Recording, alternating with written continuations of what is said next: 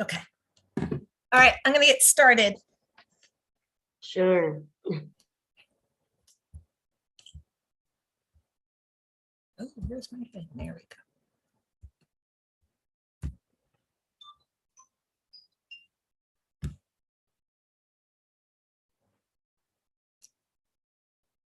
Hi, everybody. Welcome to tonight's workshop on increasing compliance at home with Melissa. My name is Melissa, and I want to welcome you to tonight's workshop. Thank you so much for joining us.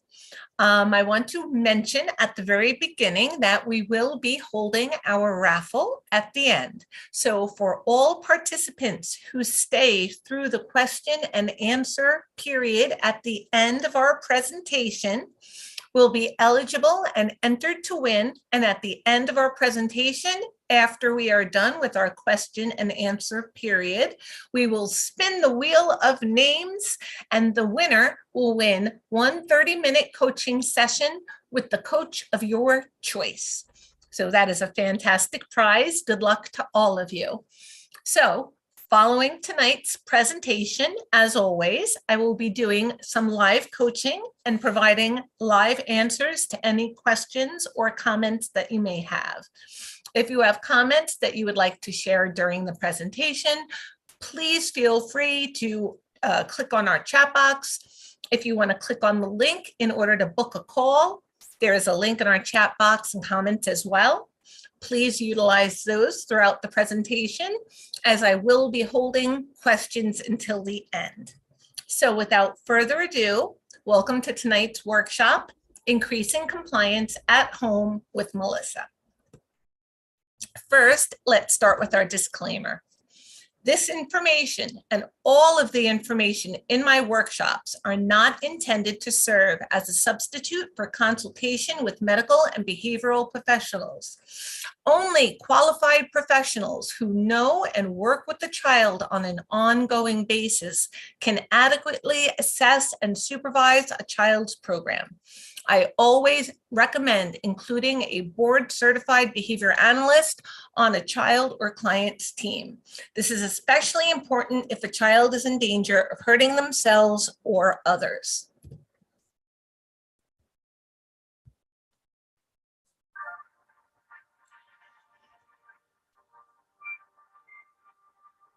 I remember when I got pregnant with my daughter, I felt so grateful and so blessed. My life up until that point had been pretty rocky. I'd had a lot of bumps and bruises along the way, and I finally thought that I was turning the corner and God was blessing me with this beautiful gift of a child. And I just, yes, finally something was going in my way. And then when she was born, she was just absolutely perfect. I had all of these dreams and expectations for her. I thought of all the things that I thought she was going to do.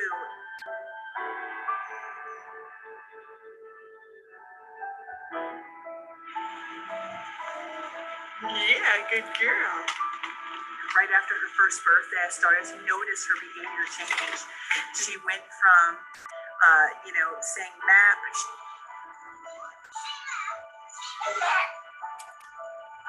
She was obsessed with Dora the Explorer, Mama, Dada. She was saying it all. Good girl, say map. Hit all of her milestones up to that point. She walked at 1. She was eating solid. She just, she looked really good. And then I just remember her, it felt almost overnight or very quickly where her demeanor just changed. She went from this super happy baby to crying and tantruming, just frustrated all the time. And I remember saying to my mom one day during one of these tantrums, like, where did my happy baby go? But I didn't think anything past it. I think I was kind of not ready to fathom that something could be off, even though maybe the telltale signs were there. Cheerios? You want Cheerios? Okay. Dressed. Honey, you gotta get dressed. You gotta get dressed, honey. Come on, time to get dressed. She started to lose the words that she had gained. She wasn't saying mama anymore. She wasn't saying ma'am. She just seemed really disconnected from us. instead of playing with her toys, she would take them, dump them all out of her toy box, and just start twisting them around her hands aimlessly with no intended purpose. Really kind of in denial about it. And then I remember one day we were in the middle of a store, and then all of a sudden out of nowhere, she just like started like screaming and yelling like somebody had slapped her. I don't even know what the problem was, and I was so mortified. I didn't even know what to do. I was so scared. I literally just left the half full cart in the store, picked her up, and just ran out of there. I never went to that store again. I just didn't even know what to think. And that was probably the first time it really kind of stung for me that maybe something is wrong. They diagnosed her. They didn't diagnose her right away. They said that, she was too young for a diagnosis. I didn't even know what they meant when they said that. I was like, diagnosed with what? I just had no idea what they were talking about. And then they said, we'll come back in if you're not seeing progress. I said, okay, and a couple months later, I'm watching these speech therapists play with her on the floor. I'm not seeing any progress. It felt like she was getting a little worse. And then we went for our 2-year-old wellness visit, and the doctor said that she was behind if she wasn't using 20 words with intent. And that was probably just the knife to my heart at that point. I really couldn't deny that something was up with her anymore. So then I called the county back in, and then she was diagnosed on the spectrum. And I remember that day, and it was the worst days of my life. It was my darkest hour. I can easily say that. As a mother, as a woman, as just a human being, it was probably one of the hardest times I had ever gone through. And I remember just being I went from being so happy with God, so thankful, to being so pissed at him for doing this to her and wrecking this beautiful gift he had given me. And for a while there, I struggled. I struggled to figure out what this meant, or what we were going to do, or how this was going to define her. All those dreams I had for her future were just completely shattered, and I had no idea what was going to happen next. And I went from just hopeful to just complete blank when I thought about the future. One night I was thinking, I'm going to die one day, and who's going to care for her like her mother? And something about that thought just snapped me out of my depression and my anger and my fear and said, listen, we got to get to work here. I promised that when she was born, I was going to be the best mother I could be to her. And that promise, it hasn't changed. In fact, it should mean more now than ever, not less. She needs me now more than ever. And I didn't know at the time what we were capable of, or what having those changes, that mindset shift for me was going to do. But I wanted to know that at the end of every night, I could look myself in the mirror with confidence and say, did you do everything you could for Michelle to give her the best possible life? And if the answer was yes, then that was a good day. And I wanted the answer to be yes, 100%. And no matter where the cards fell, I know I could leave this earth saying I gave her everything I had, no regrets. And as I've navigated this world with her and walked away that day after having that thought, I really just grabbed the bull by the horns. I became her fiercest advocate. I'm not a special education master's degree teacher. I never had any formal training in ABA, but I knew that I was going to learn whatever I needed to learn to be really strong for her. And Juliana had lost all of her language. Some Cheerios? You want Cheerios? You don't want Cheerios. Okay. She was nonverbal when she was diagnosed. Show me what you want. Okay. You want something? We taught her sign language.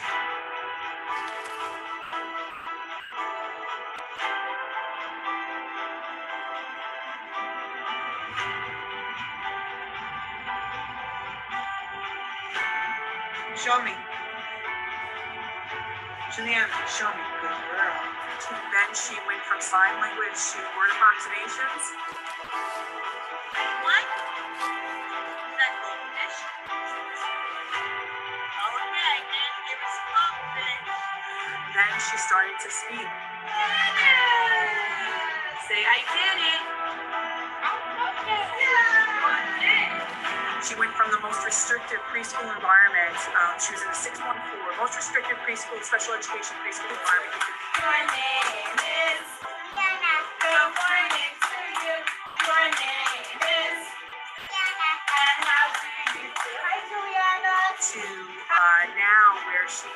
almost 8 years old. She's in a second grade class in a gen ed school, integrated class with typical peers. She speaks beautifully now. What did you like about the troll experience? I like when they made me like copies, and I like the thing that like catch the paper. She has a personality. She has conversation skills. There's still things that we need to work on, but for the most part, her future went from black to now having possibilities. And none of that could have happened had I not kind of gotten out of my own way and really hit the ground running and started to take action for her. And I can't say that I could do that for every parent I coach, but what I can tell them is I will have them feeling like I did, looking myself in the mirror, you looking at yourself in the mirror and saying, I was everything I could be for her today. I have no regrets. And whatever happens, it happens. It's really for us as parents to know we fulfilled the duty that we promised when we had these children, which was to be the best versions of ourselves, to live, to raise these children. I've helped now hundreds of mothers, coach them one-on-one to do the same things I did, to help them to be strong, to help them to craft plans where we're seeing constant progress. This is what I want to do. I want to give you the chance that Juliana's had. I want to give you every opportunity to your child that has. Dear Juliana, today you are with a day full of happiness, spent with friends, many good memories to receive again, and great times. I hope you will remember it. Happy birthday, Love King. I love that video every single time we watch it. I love a happy ending. So some of the things that we discuss in these workshops are general strategies and starting points for you guys to be able to take some of these strategies and take some of these concepts and have a starting point for you to start working on these behaviors at home.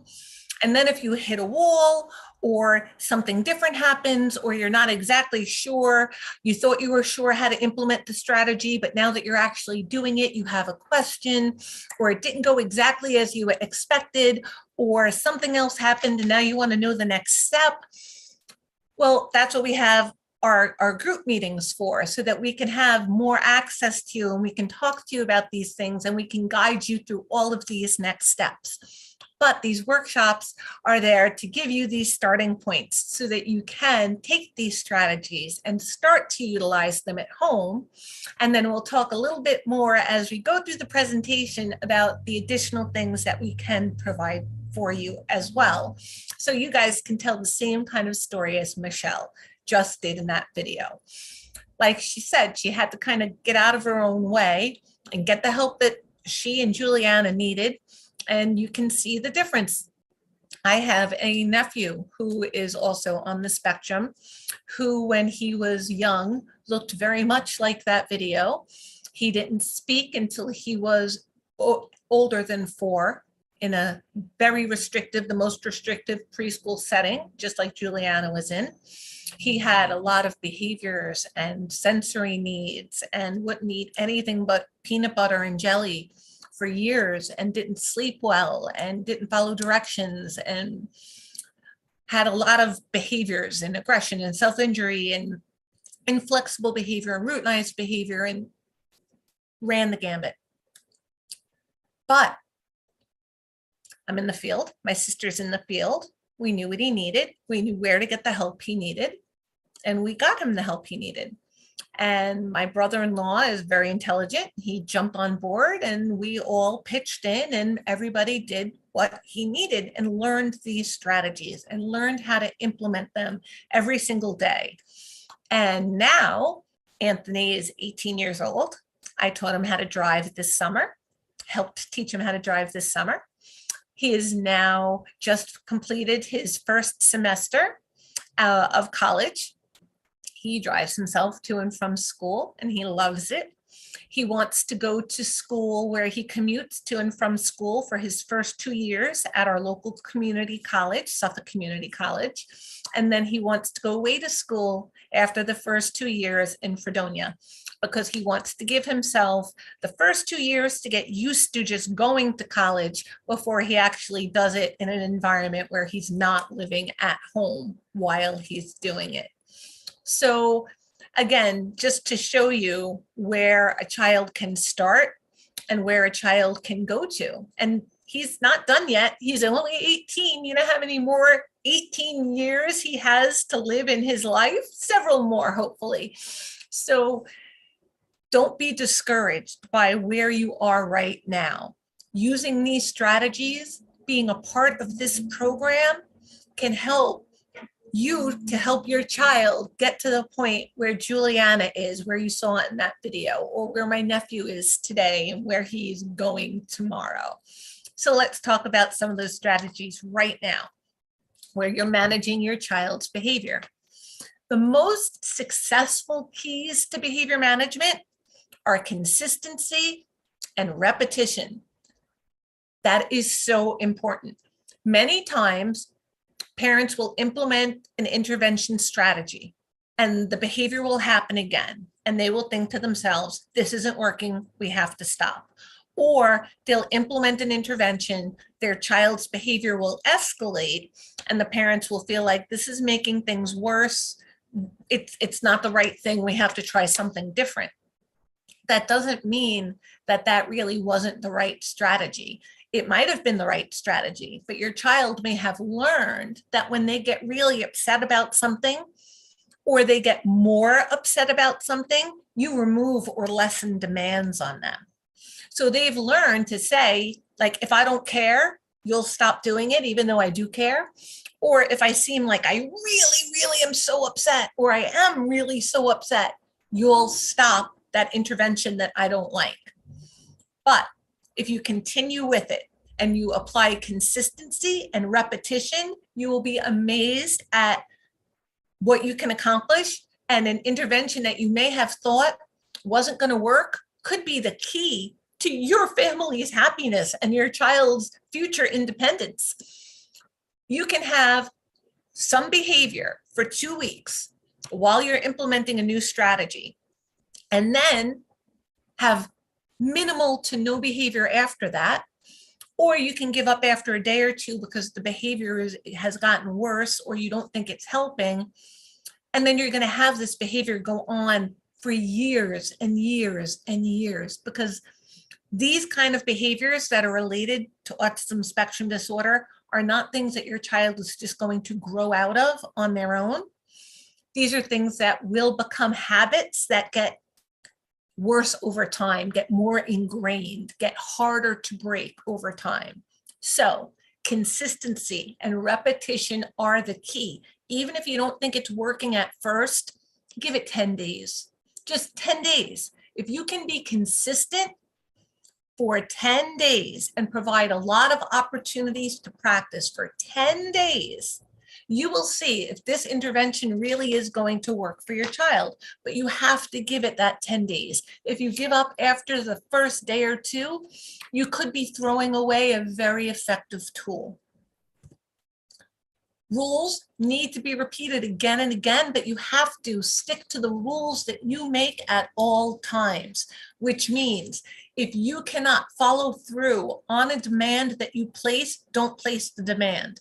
If you are practicing shoe tying with your child and you have to run out the door to get to an appointment, and it's taking your child 20 minutes to get through that whole task analysis on their own, that's not the time to say, tie your shoes and then get frustrated and then just do it for them. Because they're going to start to learn, if I take long enough, you're just going to do it for me anyway. That would be a time to say, listen, we have to go right now. I'm going to tie your shoes for you this time. And just do it and go. So stick to the rules you make. If you can't follow through on one, then we have to discuss if that's the right rule to implement, or can we break it down into a smaller step towards that rule. You have to be clear. Give clear instructions so your child knows what is expected. And what you might think is clear might not be so clear. So if I said to you, sit appropriately, what would that mean to you? That might mean something very different to you than it means to me. So if I say to you, I want you to sit appropriately, can your feet be on the floor or can your feet be crossed in your lap? Can one foot leg be crossed over the other or both feet have to be on the floor? Can you fidget in your chair? Can you change position? What are you doing with your hands? Your hands have to be on the table and still. Can they be in your lap? Can you be fidgeting with something? Can you be looking ahead? Can you be looking to the side? Can you be gazing around? Can you be glancing out of a window? What exactly does sitting appropriately mean? It's clearer to say, I want you to sit in the chair with your butt in the chair and your feet on the floor. That is clear. There is no question what I am expecting. So if you're saying something to your child and you feel like I've been clear, I told them right then to be appropriate. They might think that they are being appropriate, or they may not understand what you mean by appropriate. And if I don't understand the direction, I might as well just do what I would do anyway. I'm going to get corrected at some point. Somebody will eventually make me do what it is that I'm supposed to be doing. Be proactive. It's better to be proactive than reactive. You want to do everything you can think of to make it least likely that the problem behavior will occur. So as an example, if your child is throwing blocks at the window, an easy fix, remove the blocks. There are no blocks to throw. He's not throwing blocks or she's not throwing blocks anymore. So be proactive. Instead of watching them pick up one block after another and telling them, don't throw those blocks. You're going to break the window. You're going to get in trouble. I'm going to take away your iPhone. You're going to be sorry if you break that window. They just had the opportunity to throw 8 blocks. So it's better they throw the blocks and you say, don't throw blocks, and they go to throw another block. Take the blocks away. Just take them away. Remove them. Now you've been proactive, and now you can reward your child for doing something that's appropriate instead of correcting them for something that's not appropriate, which is providing attention. And negative attention can be better than no attention. Having control over a situation can be really reinforcing to a child. So knowing that if I do this, I'm going to get this reaction from you is control. And many of our kids don't have a lot of control over their day or their lives. So if they can control your behavior in some way, even through just a reaction that they know they're going to get from you, that's control. So be proactive instead of reactive. And get organized. I know this is hard, but get organized. Start with a plan that is simple and easy and stick with it. You don't want to get too complicated, right? Easy, simple. That way you can be consistent and you can have a lot of repetition. Keep a written record of progress so you know what works and what doesn't. Over the course of a month, it's hard to remember what happened back on day 1, 2, and 3, or a pattern of behavior, because behavior can change from time to time, but overall you'll see a pattern, right? So maybe a couple of times a child might do something for attention, but for the most part, it's for escape.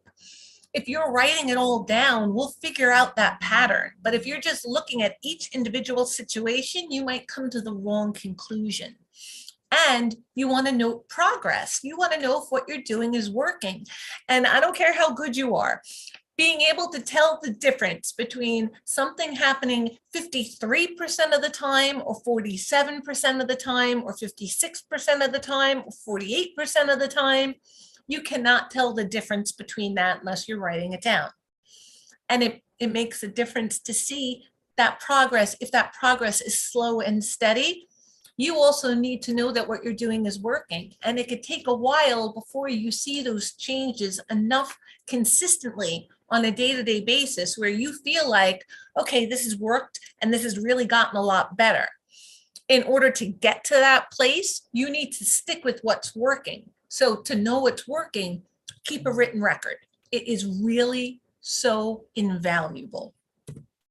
And if something is not working, try to figure out why and then adapt based on what you've learned about why it didn't work.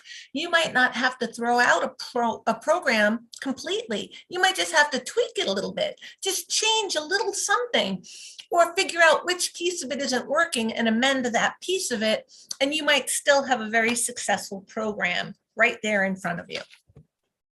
Let's talk a little bit about variables that affect kids' compliance, okay? Which means them following your directions on the first try, listening to what you're telling them to do, complying with your directions.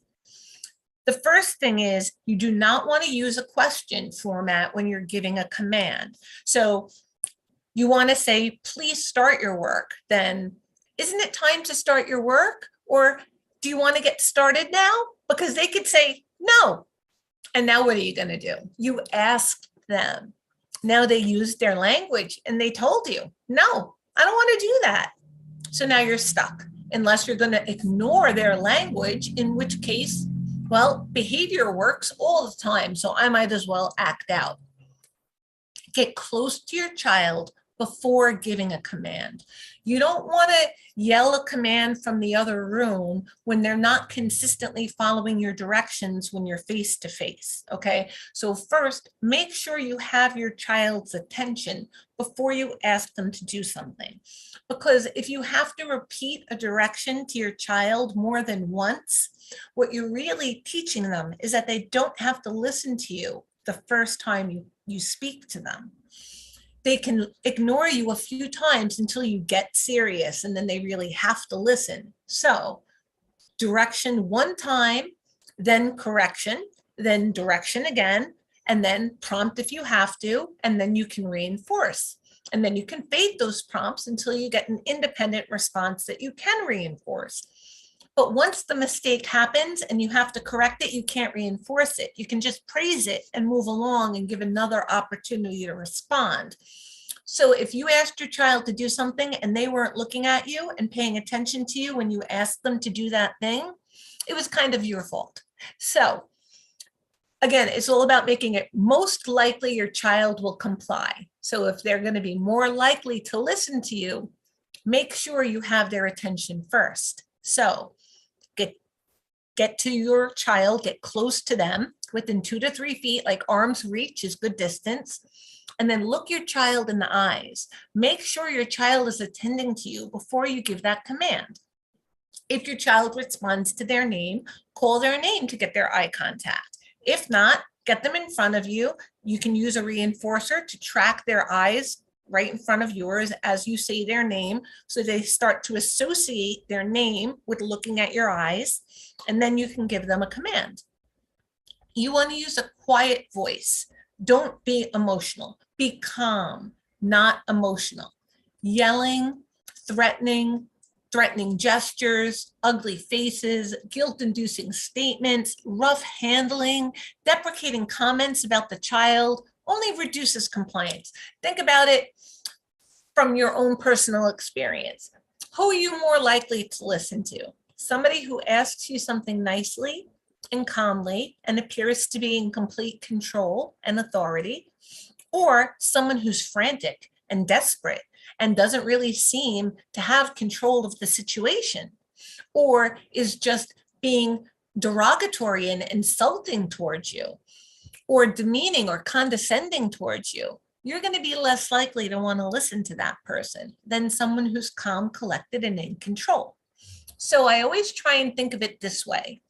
If you were speaking another language, could your child tell if you were giving a direction, praising them, or correcting them? So when I give a directive, it's in a very calm, neutral voice. Johnny, come here. Johnny, touch your nose. Do this. Find red. Can you show me which one has feathers? Or show me which one has feathers, because I wouldn't ask it the question. So again, calm, neutral tone. When I'm praising, I want to be more enthusiastic. That's awesome. Great job. That's so smart. Wow, that's really great. You did that so well. Okay, so that's a reinforcing tone. And if I'm correcting, this is touching your nose. A little more not blah, but it's a different tone than when I'm giving direction, but it's not negative. It's not mean. It's not threatening. It's not angry. It's just to provide you the feedback that this is what I'm looking for. So again, neutral.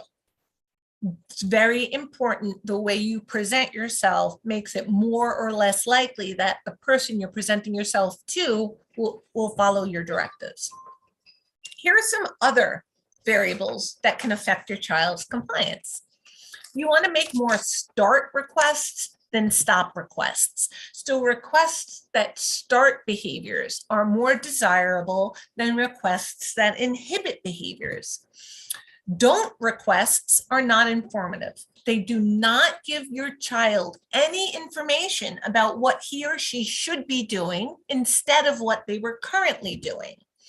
If the majority of your instructions involve telling your child what not to do, you need to adjust your household rules and consequences. So again, you want to be telling your child what they should be doing rather than what they shouldn't be doing. Because you can tell a child, don't hit me. And if they kick you, they listened. They did not hit you. Or if they bit you, they listened, they didn't hit you, they bit you. So you want to tell them what to do instead. So instead of don't hit, use your words. Tell me what you want. Point to what you want. Hold up an option of two things and you can show me what you want. So again, we want to have more start behaviors than stop behaviors. And again, think about jobs you may have had or experiences where people have had to direct you. When they're explaining things and telling you what to do, it's more helpful than you understand what to do. Think about your first couple of days on a new job, right? If your boss just walked around saying, nope, that's wrong, don't do it that way, but they didn't show you how they wanted it done, and then you got in trouble again for doing it wrong, and they still didn't show you how they wanted it done, and then you got fired because you did it wrong, you would feel like that was unfair. And you would be right. That would be unfair. It's unfair to your child too. So you want to tell them what you want them to do instead of just what you don't want them to do, and make them guess on their own at what it is that you're looking for. It goes along with that being clear that we discussed before. Do not nag. Nagging means giving a direction more than once. You only want to issue a direction once and then follow through with your pre-planned consequence.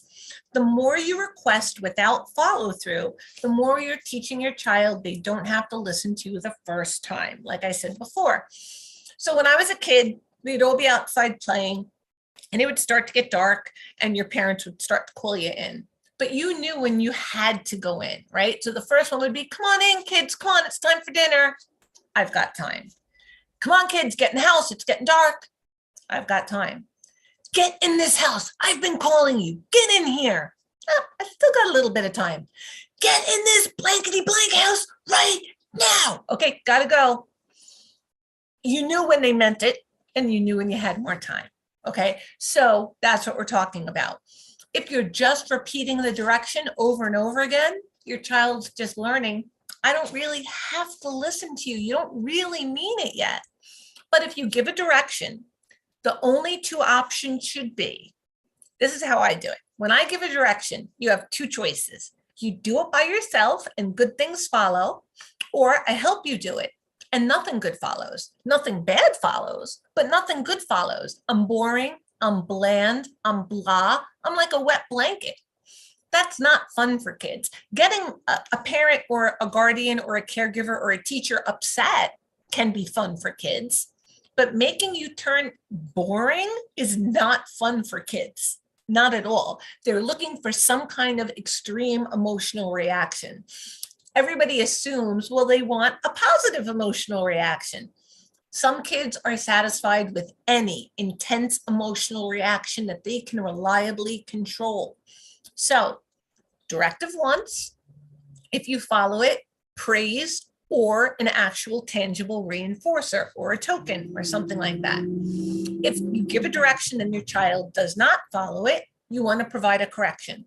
This is blank. This is touching your nose, right? This is coming here.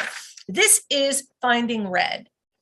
Now I'm going to give the direction again, but I'm going to be on top of prompting the child before they make the error. So if I'm saying come here, I'm now going to get in arm's reach of the child, tell them to come here again, but I'm going to shadow them. So if I have to guide them or prompt them along just a little bit to take another step closer to me, I prompted it so I can reinforce it. And now I can be like, great, that's coming here. Good for you. And then I can pair that with reinforcement. There was a pre-planned consequence. Either I correct it and then I give you another opportunity that I can prompt and reinforce, right? Or you did it correctly and I can reinforce you. There should be no other options, right? Yelling, threatening, taking stuff away, none of that was on the table, right? You do it by yourself and good things follow, or I help you do it, and then I'm blah and boring. You do not want to give multiple requests because, as I've said, all that tells your child is that I don't have to listen to every single thing you're telling me, because if I don't do it all, somebody's going to come and help me, right? So you don't want to tell your child, go grab your hat and get your shoes and put that toy away and turn off the TV. Like, it's too much, too many things going on at once, right? One request at a time. And then a follow through with that pre-planned consequence. So go get your hat, go get your shoes, go turn that off, go pick that up. Now we can go. Unless your child is reliably following multiple step directives, in which case then you can provide a multiple step directive and one time and then your pre-planned consequence. But if your child is not yet following multiple step directives, don't give them. Give one directive at a time, reinforce that, or correct it and then prompt it and reinforce it, and then feed your prompts over time. Here are some more variables that affect compliance. You want to describe the behavior that you want to see. It helps to give specific and well-described requests rather than global requests. Example, sit with your feet on the floor rather than sit nicely, right? We talked about that a moment ago. Give your child time to respond. You don't want to jump in and help immediately. After giving a command, give your child 3 to 5 seconds to respond before giving your pre-planned consequence, whether it's your error correction, planned ignoring, low probability requests, etc. So 3 to 5 seconds, okay? And you think that that's too soon, but think about it, 3 seconds. That's plenty of time to respond. And if not, 4 or 5, okay? Now, if they haven't responded, they probably don't know it. I don't need that much time to touch my nose because I know where my nose is. So if it takes more than 5 seconds for your child to respond, they're either not going to or they don't know how. So either way, you need to use your pre-planned consequence. You either need to correct it, then repeat your directive, prompt it, and reinforce it, or if it's something that they're doing in order to get your attention, you might use planned ignoring, you might have a point system, etc. But you have a pre-planned consequence. 3 to 5 seconds, and then my consequence. You want to verbally reinforce compliance. It's easy to forget and not socially reward your child when they comply to your request. That's when they're kind of fading into the woodwork. They're quiet. They're doing what you ask them to do, right? They stand out more when they're being loud or when they're being disobedient or when they're not following your directives. That stands out so much more than when they're doing the right thing. It takes practice to teach yourself to pick up non-behavior. Like when your child is doing the right thing, that's behavior. And it takes time to train yourself to look for that. If you don't reward your child for following directions, eventually that's not going to be fun for them anymore. And it might be more fun to just aggravate you, right? So if it's more fun to piss you off than it is to follow through with your direction, what do you think they're going to pick? Initially, you want to reward every single direction they follow correctly and quickly. Like if they follow it on the first time, they get rewarded for it. But you're not going to do that forever. As soon as your child is reliably, quickly following your directives, then you want to move to only rewarding some of those responses. You might reward on a very predictable or a fixed schedule, like every other directive or every third directive they follow. I'm going to now reward the same way. Or it might be more variable, where on the average, I'm going to reinforce every other behavior. But if it's on the average, that means sometimes I'm going to reinforce one behavior, sometimes it's going to be 3 behaviors, but on the average, it's every 2. Now, let's talk a little bit about increasing compliance. The best way to teach behavior is to use lots of rewards. For every problem or inappropriate behavior, there is a good behavior to take its place. Giving rewards after behavior you want to see occur again, so your child will want to replicate that experience again. They start to associate doing what you ask them to do with these positive things that follow. And they want to do that again, so they get more positive experiences. Now they can control something else predictably. When mom or dad asks me to do something and I do it, good things follow. And I can now predict that. I can control that. I can control this very predictable situation, whereas before I could only really predictably control making them angry or upset in some way. With consistency, your child will make that connection between the appropriate behavior and the reward. That's where that repetitiveness comes in, and the consistency. When we said earlier in the slides, a lot of repetition and a lot of consistency, this is why. So your child will make that association between touch your nose, their finger touching this object on this part of their body, right? And good positive consequences following. If you only do that once, what's the likelihood of them making that connection? If you did that 100 times, what's the likelihood of them making that connection? So like I said, lots of repetition, lots of consistency. This is why it's better to be bland, boring, and neutral in response to an inappropriate behavior. Even what you believe to be a negative consequence can reinforce a behavior. Any reaction can influence future behavior. And I actually just had this conversation with a parent that I was coaching in person today with one of my clients that I see regularly. I was talking to the dad and we were talking about reinforcement versus punishment. And the dad really believed that reinforcement takes too long and it's a lot of work. And punishment is easy and quick and effective in the moment. And we had to have this whole discussion about if there are decades and decades and decades of research that prove punishment only teaches a child to be sneaky, to get away with things when they can do something, when they can't do something, to notice when someone's watching. So when someone's not watching, they can do what they want to do anyway. They're still going to find a way. Okay, reinforcement teaches your child what you want them to do, and it's long lasting. Punishment associates you with negativity. Eventually, your child might want to avoid you because it's a negative experience. Reinforcement is positive. It pairs you with positivity. It makes it more likely your child will want to engage with you and will want to make you happy. If the only thing they really consistently know how to make you is angry, then that's what they're going to do because they want to have a relationship with you. So if the only way they can control this interaction is by making you angry, then that's what they're going to do. But if they learn, this is how I can reliably make them happy, they're going to want to do that too. But through repetition and practice and reinforcement. So let's talk about how to do that. We want to catch him or her being good. Okay, this is a phrase you may have heard in the past. Your child will cooperate with rules when there is an overall positive relationship where he or she feels valued and loved, which is another reason it's helpful to use lots of rewards when you're managing behavior. So we tend to use the 10-to-1 rule.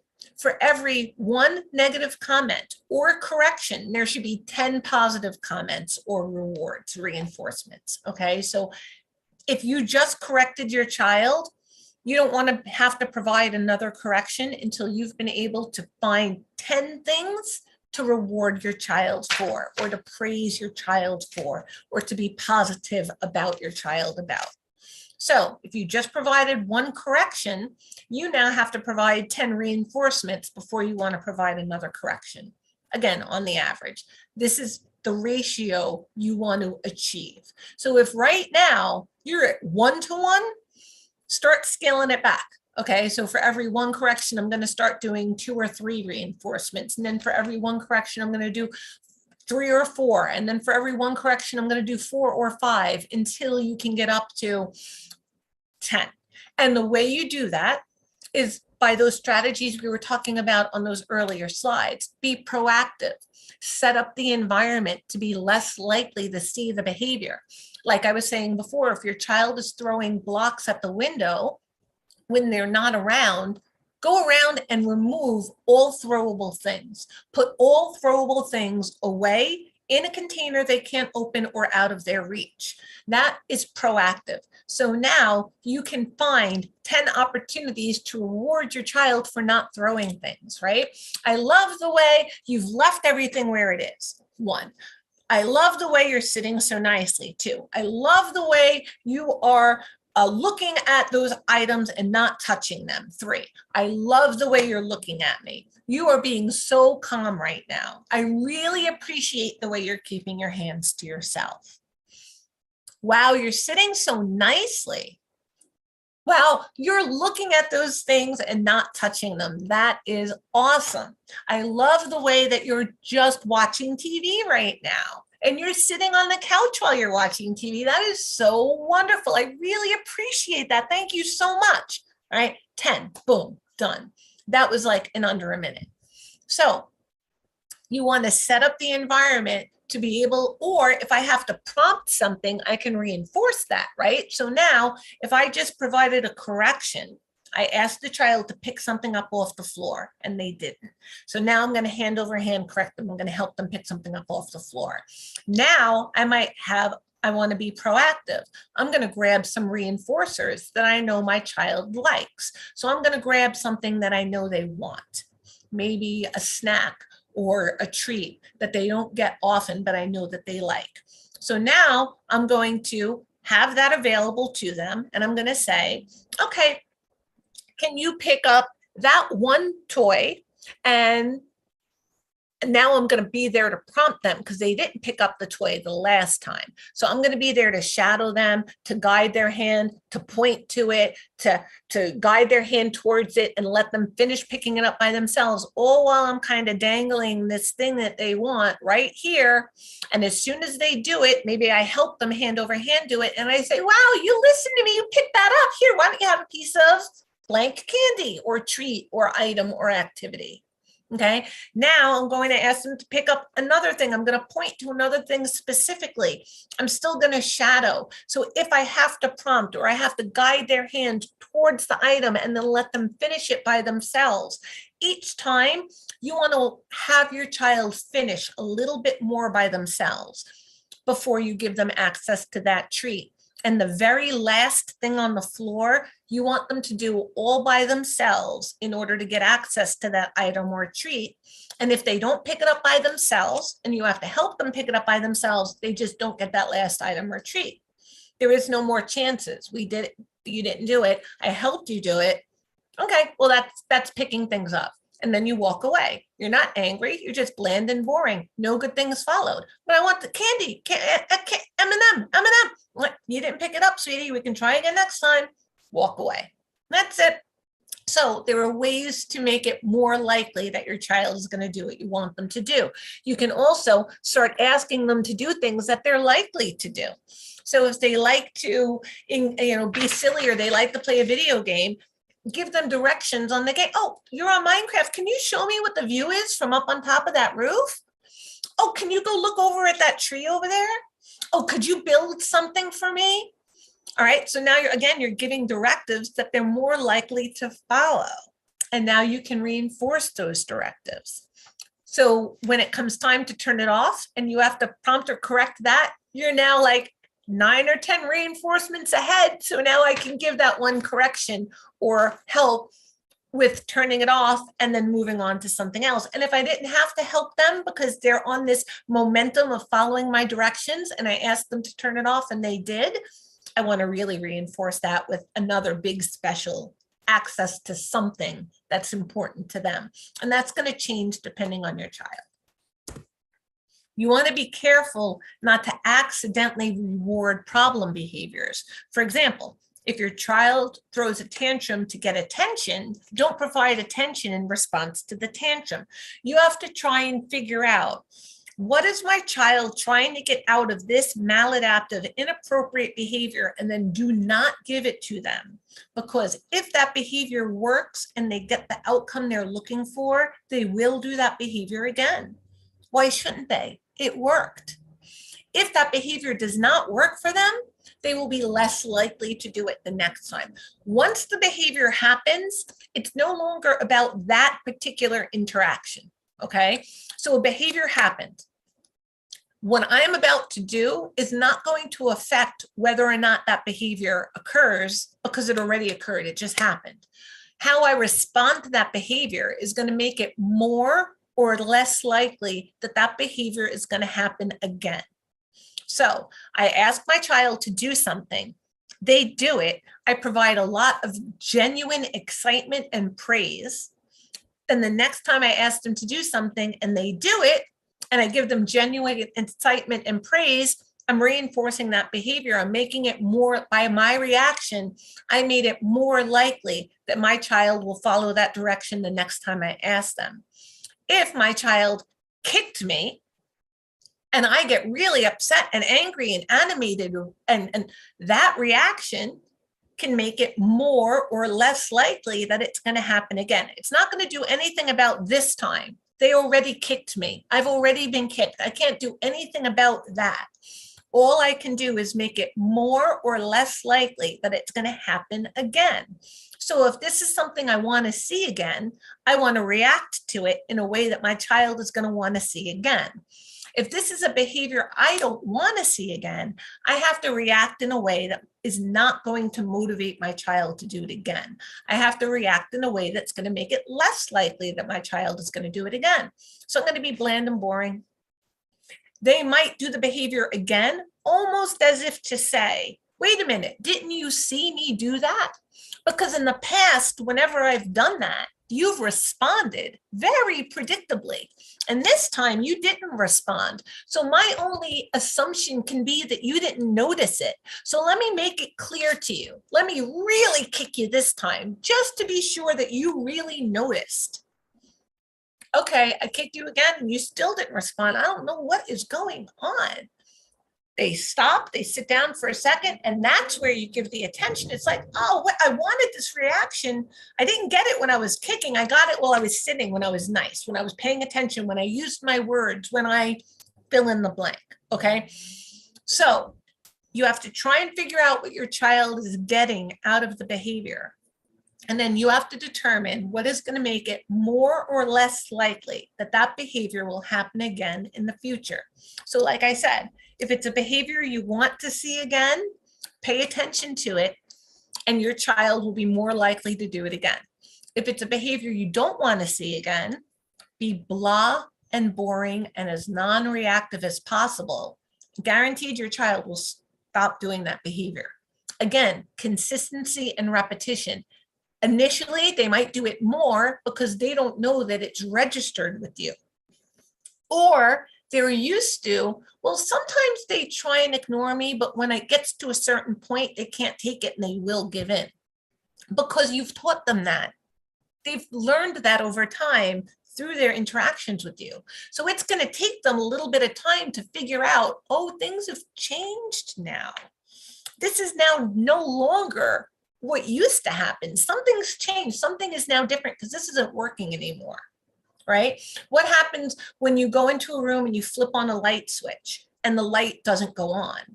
Do you immediately walk away and go get a new light bulb, or do you flip the switch on and off again?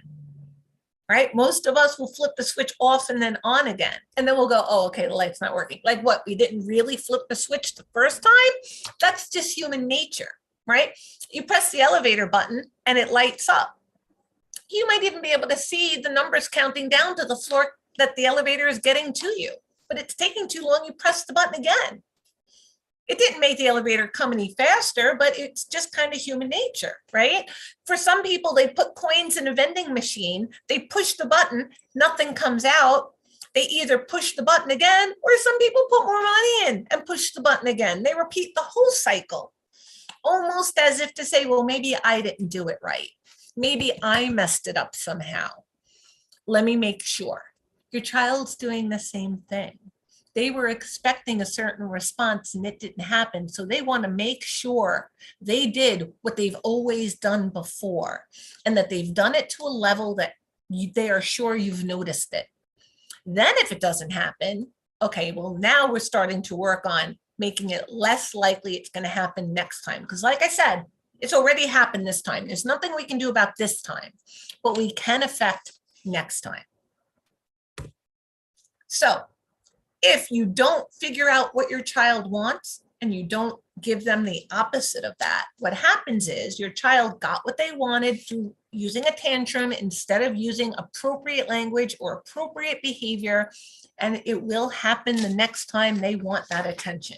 Usually what'll happen is you'll start to get control over it in the house, and all of a sudden it'll start to happen more in public. Well, why is that? Because in public, you're less likely to ignore the behavior because you're embarrassed of people looking at you and maybe judging you. And you're thinking, oh, they don't realize that my child has autism or is on the spectrum, and they don't realize I'm utilizing a specific intervention I'm supposed to be doing.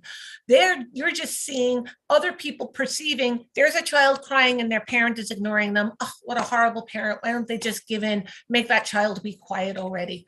Oh, that poor parent tortured, that poor child's being tortured by their parent. Shouldn't that parent just give in?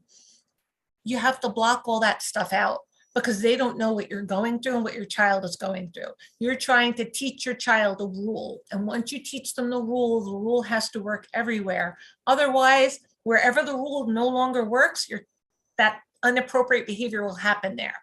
Your child will realize when we're out in front of other people, this behavior works, but when we're at home alone, it doesn't work. That's why a lot of times you might go to school, wherever your child is going to school, you might say to them, this behavior is happening at home. And they might say, we never see that at school. And you might be like, why is this happening at home and it's never happening at school? Because at school, they're not reacting to it. At school, it doesn't break their heart when their child cries, when your child cries. When they're at school, it doesn't break their heart if the child says, I hate you, because they know that they're going to get over it in a few minutes, right? Or if the child is really upset or frustrated for a minute, it doesn't, not that it doesn't emotionally affect them, but it doesn't emotionally affect them in the same way it emotionally affects you. And your child has realized that it doesn't get the same reaction at school than it gets at home. So I'm going to use it at home where it works. I'm not going to waste my effort at school. Your child is interested in the path of least resistance. They want what it is they want.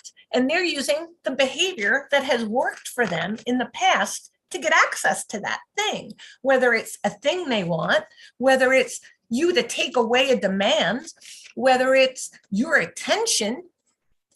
It's worked in the past. They've learned this. So now they have to unlearn it. And the only way to unlearn it, repetition and consistency on your part.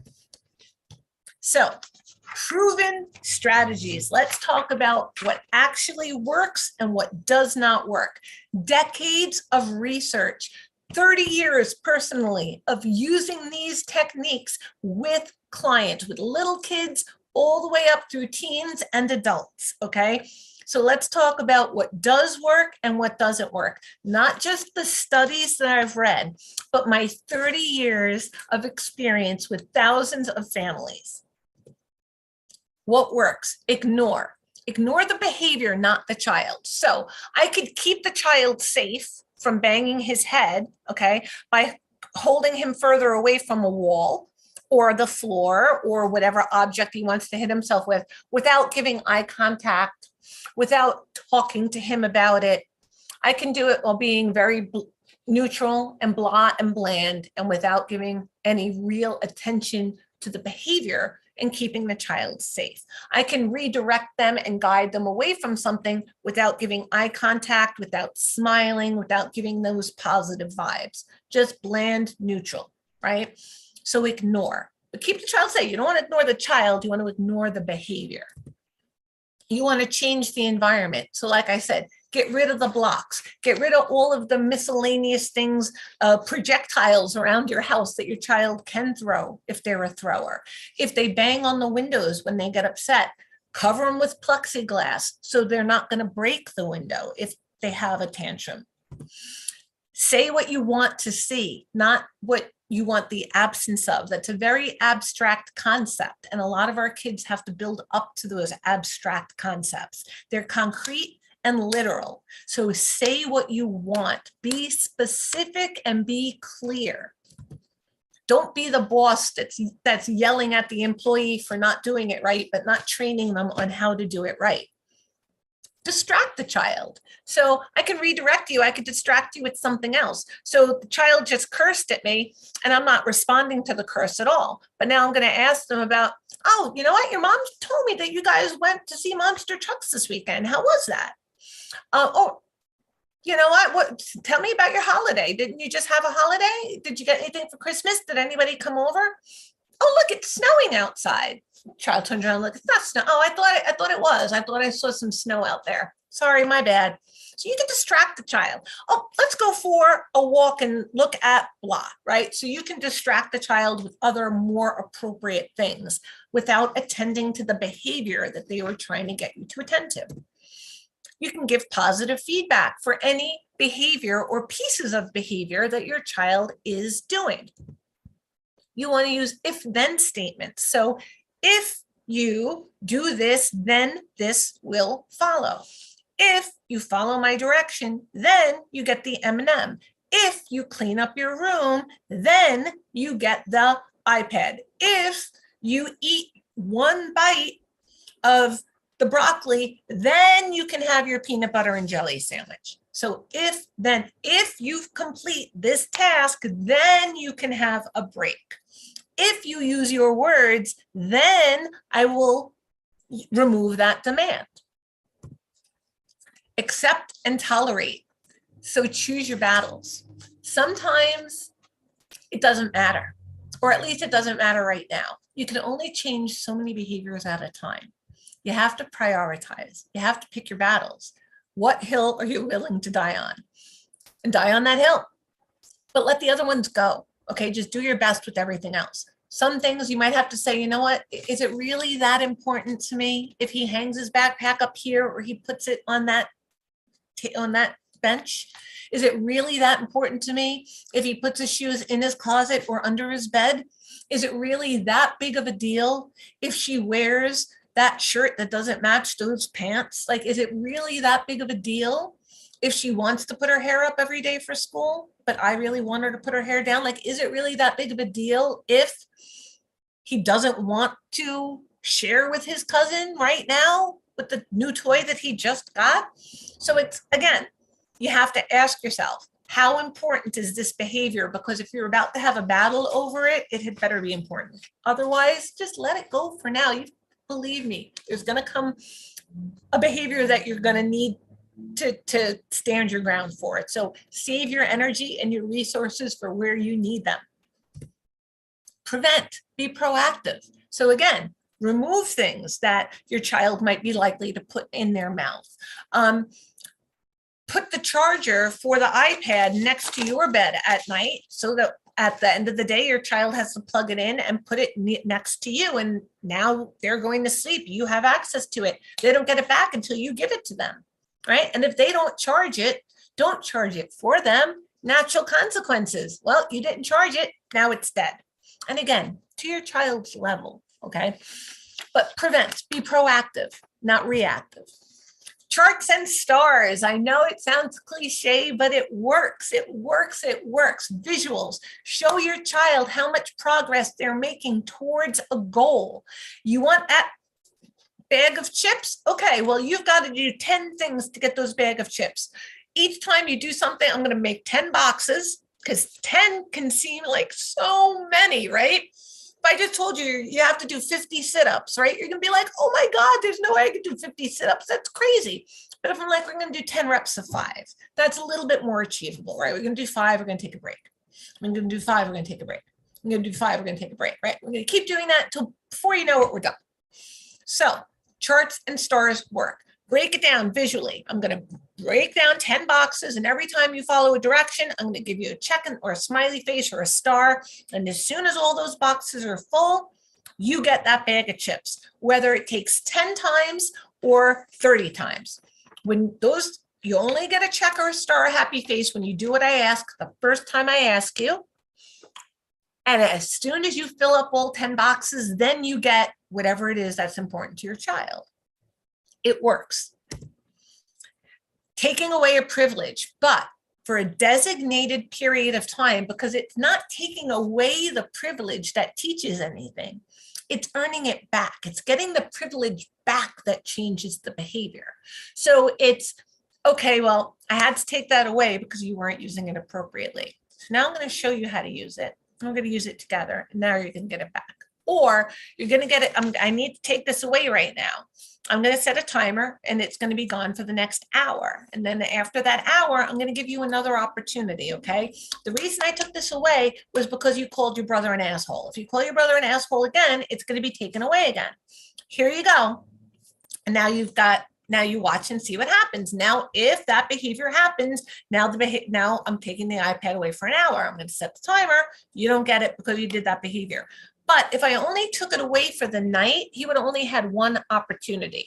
So maybe he calls his brother an asshole 3 times, but over the course of 6 hours, there were 3 times that he didn't, right? So if you would have just taken that away for the whole night, the night would have ended as a failure, as a battle, as a conflict, right? But you provided multiple opportunities. And after every time I did this, you took this away and I didn't get it back until that timer went off. No matter how upset I got, it didn't make the timer count down any faster. All right, that didn't work for me. I'm going to stop doing that because every time I did it, I now know what happens. It is very predictable. I thought maybe they would give it back to me. Maybe if I got really upset, I would get it back. Maybe I wouldn't have to wait until the timer went off. Maybe they didn't really mean it, but now I see they mean it. All right, I really want it, so I'm not going to do that behavior this time. Or before I was just so impulsive and I just didn't think to stop myself to do it. But oh, wait, if I want to continue to hold on to this, I better not do that thing again, because if I do, they're going to take this away, right? It's the giving it back and giving those multiple opportunities that really changes behavior over time. But again, you want to save taking away for big behaviors or as a last resort. It's always better to have them earn something for doing what it is that you want them to do than from taking stuff away. Because if you take everything away, then your hands are tied. And where's their motivation to do anything, right? What does not work? Yelling does not work. If you are expecting your child to demonstrate appropriate behavior when they are upset or frustrated, you have to demonstrate appropriate behavior when you are upset or frustrated. If you do not want your child to curse, do not curse at or in front of your child. If you do not want your child to yell and scream when they are frustrated or upset, then you should not yell and scream when you are frustrated or upset. Kids learn what they live, not what you tell them, especially kids on the spectrum. They are very literal, they are very concrete, and they do not tolerate do what I say, not as I do, okay? If they see you do it, it's okay for you, then it's okay for me. That's why a lot of kids, like a lot of kids at in groups, they'll get in trouble because somebody else was acting out and the adult in charge didn't fix the behavior. So the child either tried to correct the kids and or correct the adult for not correcting the kids, because the way they feel is if I have to follow the rule, everyone has to follow the rule. And if I get in trouble for not following the rule, then they should get in trouble for not following the rule. You would consecrate me, then you should consecrate them. So think about what it is you're asking your child to do. And then you need to model that same behavior. So if you're trying to get your child to stop yelling when they're upset, you have to stop yelling when you're upset. If it's too hard for you to do, then why is it not okay that it's too hard for your child with a disability to do? Okay, so we have to, all of our behavior has to change. Nobody in this house does that anymore. And especially if you are a yeller and you were just about to yell and then you stop yourself and you're like, we're all doing things differently now. I'm changing my behavior too. Nobody in this house yells when we're upset. We need to use our words. We need to speak calmly. I'm going to take a deep breath. I'm going to walk away, and then I'm going to come back and talk to you about this. Okay, model the behavior you want to see. Whatever coping skills you're trying to teach your child, they had better see you using those coping skills when you are upset or frustrated, especially when you are upset or frustrated with them. Scolding does not work for the same reason. Lecturing does not work, especially for kids that have communication difficulties. Just lecturing, they're already tuning you out. You are Charlie Brown's teacher. Want, want, want, want, want, want, want. They are not listening. Threatening. Again, if you say it, you better mean it. So if you say, if you throw that, Christmas is canceled, and they throw it, you had better cancel Christmas. Do not say it if you are not willing to follow through with it. If you're not willing to do it, don't say it. Only threaten what you are willing to do, and then don't make it a threat. Follow through. It is now no longer a threat. It is a pre-planned consequence. If you throw that, it will be gone. You threw it, now it's gone. Sorry, it's gone now. That you knew the rule, you threw it, now it's gone. It wasn't a threat, it was a warning. Okay, so threatening does not work. If you throw it, then it's gone. If then statement, that does work. Bribing does not work. Bribing is not reinforcement. Bribery benefits the briber, does not benefit the person who's being bribed, right? And it doesn't improve appropriate behavior. And if you're bribing someone, you usually give them something before you get the payoff, before you get the behavior from them, right? I'm going to give you this, and then you're going to vote for me, right? Reinforcement is different. First, you have to do what I need you to do, and then you get your payoff, right? It's an if-then statement that does work, and it benefits the learner, not the teacher. It benefits the learner. Reinforcement. It teaches you appropriate behavior and makes it more likely that you're going to use that behavior in the future. Spanking does not work. Again, if you are trying to teach a child not to be aggressive and you spank them, you are giving them mixed messages. You are now teaching them that it is okay for the bigger, stronger, or angriest person to use physical aggression, which to a child spanking is. Name calling also does not work. It is not productive, and it destroys your relationship with your child. You do not, even if you don't think your child understands everything you say, assume they understand everything you say. Receptive skills are always better than expressive skills, which is why if you've ever taken a foreign language class and then you've stopped speaking that language for a while, you might be able to pick up some words when you hear somebody else speak that language a lot easier than you generating a conversation from scratch, right? When you hear something, you might recognize it, but that's a lot easier than having to generate it from scratch, right? So we need to think that's the way we have to start changing our mindset, right? So if I'm just calling names, that's not productive, and it's not telling your child what you want them to do. All it's doing is being degrading and demeaning. And think about, like I said before, work experiences you've had in the past. If your boss was, or your supervisor had a nasty nickname for you, are you going to be more or less likely to follow that boss's directives, right? Or want to help them out or do anything to make them happy? Or are you going to be happy when you do something on the sly that pisses them off, but that you can kind of get away with? Criticizing does not work. Sending the child to bed where they can either just stim or play with toys or what, that does not work either. So let's talk about where you guys are at right now, right? We call it the trifecta of suffering. As the parent, you're feeling, I don't know how to help my child and I'm not equipped for this, right? In your child, you're thinking, my child, they don't understand. They'll never get this. This is never going to work. They don't get it. They've got a disability. How are they? They're just not going to do this. I have to get used to this. Is just the way it is with my child. Or in any process or manual or program, yeah, this isn't going to work. It's too good to be true. My child's too severe. I've tried stuff like that before. And this all equals a resultless recipe.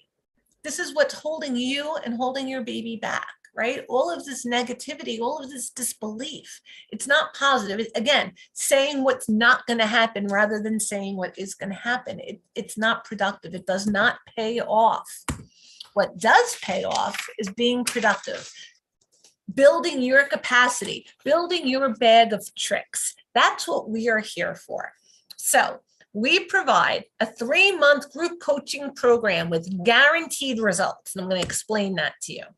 What you get when you join Champions for Our Children's Masterclass, you get self-study courses, Champions Masterclass, courses on the big 3 and other autism-related topics. You get 3 weekly live group coaching calls where you learn from the experts. Michelle, who is the jack of all trades, she's the person you saw in the video. She will craft out a personalized plan for you and your baby.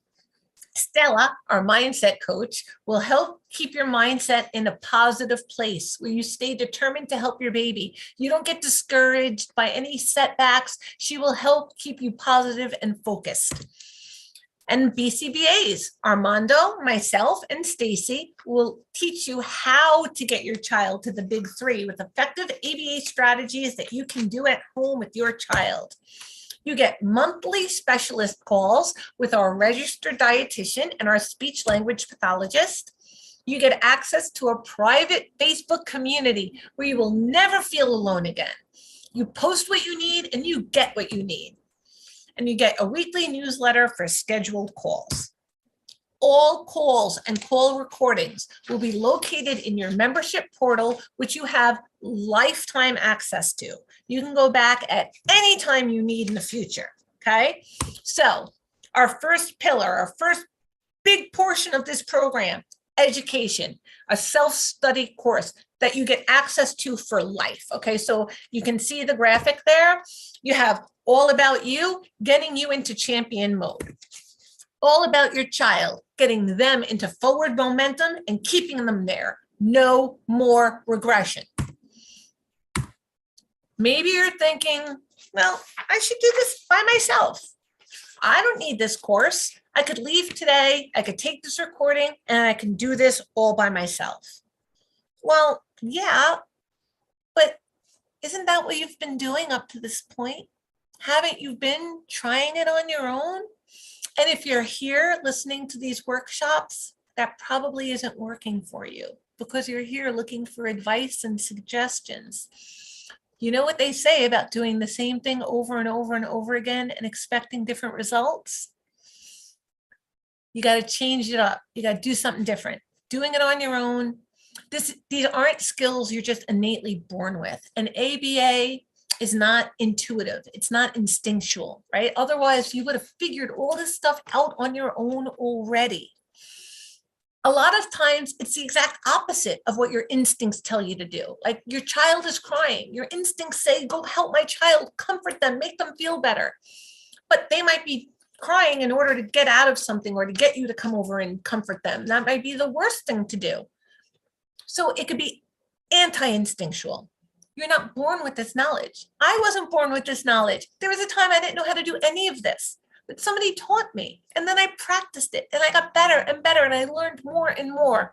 And now I could teach you guys how to do it. And there's pretty much no behavior that I can't figure out. But it took time and it took practice and it took support. There was no way I would be here today knowing what I know today if I just did it on my own.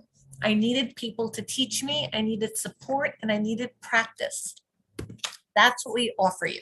So think about it.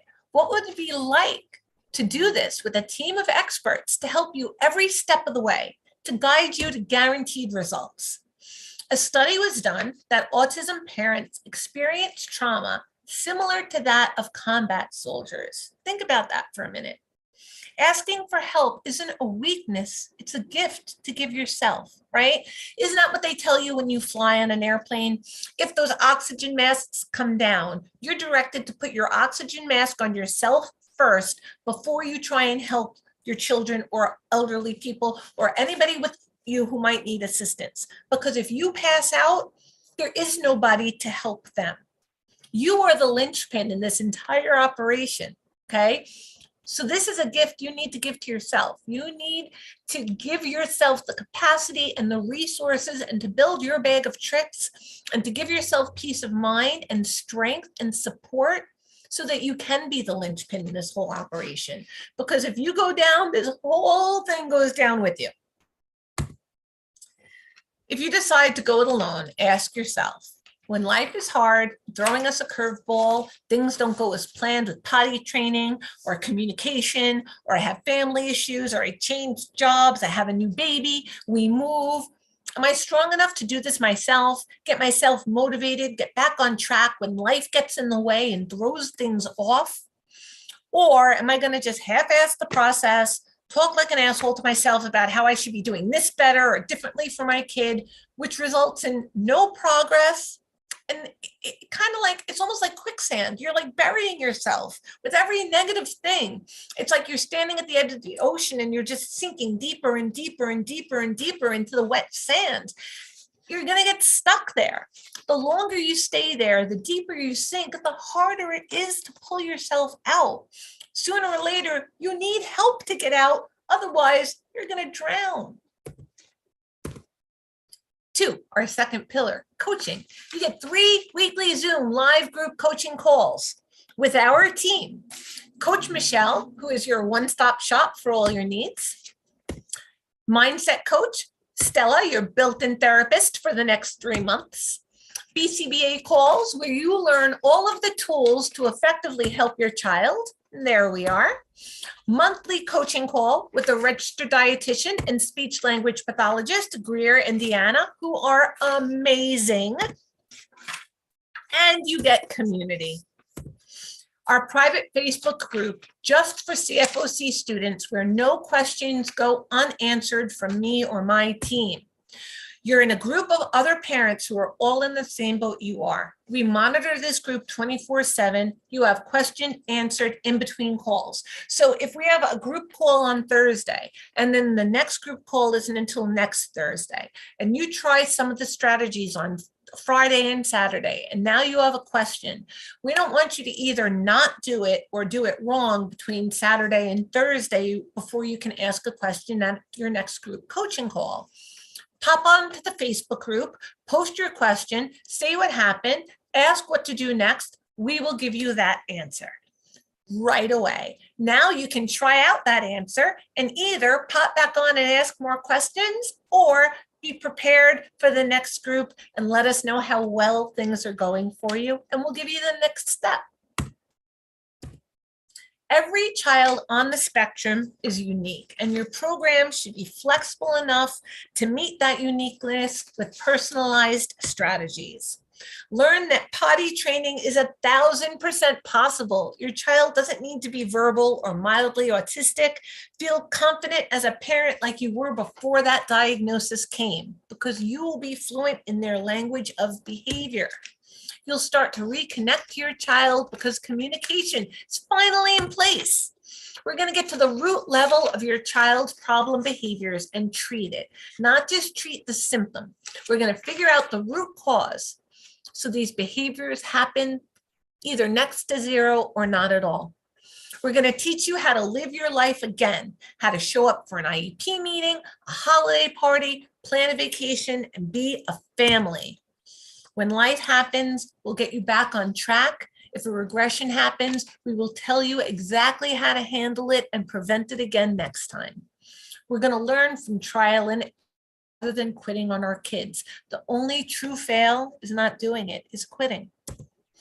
We're going to teach you how to build that champion mindset so you no longer have to worry about autism every minute of every day, and you will get your independence back too.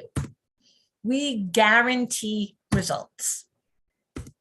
So for today only, book a free coaching call to learn more, okay? Bonus special. You get 2 20-minute private sessions with Michelle and 2 20-minute private sessions with any of the BCBA coaches, myself, Armando, or Stacy. That's today only, a bonus special. If you click the link today and sign up for our program today, you will get this bonus, but this is only for today. If you wait till tomorrow, it's gonna be too late. Click that link and book a call so that you are eligible for these bonus specials. Do not miss it. You will be kicking yourself. For today only, you will get another bonus. You will get 5 months, not 3. That almost doubles your time. The offer expires Saturday night. Okay, so you have from today until Saturday night to be eligible for these added bonuses. Do not let them slip by, please. You really will be kicking yourself. You join the program later on and you're like, oh, I wouldn't give for those extra one-on-one coaching sessions right now, what I wouldn't give for another couple of months. No extra charge, 5 months instead of 3 right off the bat. Please take advantage, book those calls. And for today only, for an investment of $19.97 or 3 payments of $7.15 or 4 payments of $5.50, results guaranteed, or you stay until you do. So you book 5 months, but if in 5 months you haven't gotten the results you're looking for, you stay until you do. Okay, we're not going to just kick you out. 5 months is over. Good luck with that. No, we're going to help get you to where you and your child need to be. As long as you're participating in everything, we got you. It's only $14 a day. Think about what you spend $14 on, what you could throw $14 away on. $14 a day to change your lives and your child's lives. All bonuses go away after today, so join now. Click the link in the chat box or you will regret it, really. And if you're thinking, I don't know if now is a good time, there's never going to be a perfect time, especially if you believe you don't have the time. You just have to have the willingness to work with us to create it. It's the worst to feel that all of your time is full up and nothing is left for the things that you want for yourself. If you don't have time now, it takes even longer to get these skills for your baby on your own. And the longer your baby practices maladaptive behavior, the harder it is to fix later on.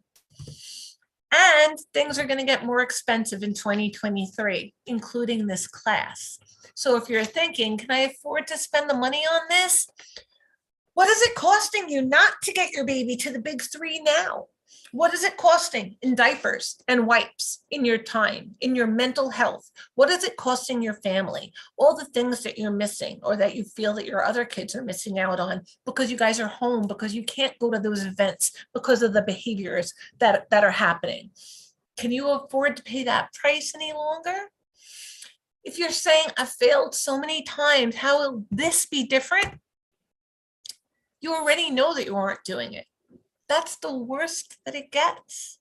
Not doing anything, being stuck in the mud and sinking further and further down every day till somebody has to pull you out of it. Getting started is the only way to actually get closer to getting what you want. Sitting in, I don't know, or asking shitty questions with no real answers keeps you stuck, and it's the reason why you should sign up. Indecision is keeping you second guessing and losing precious time that can be spent making progress.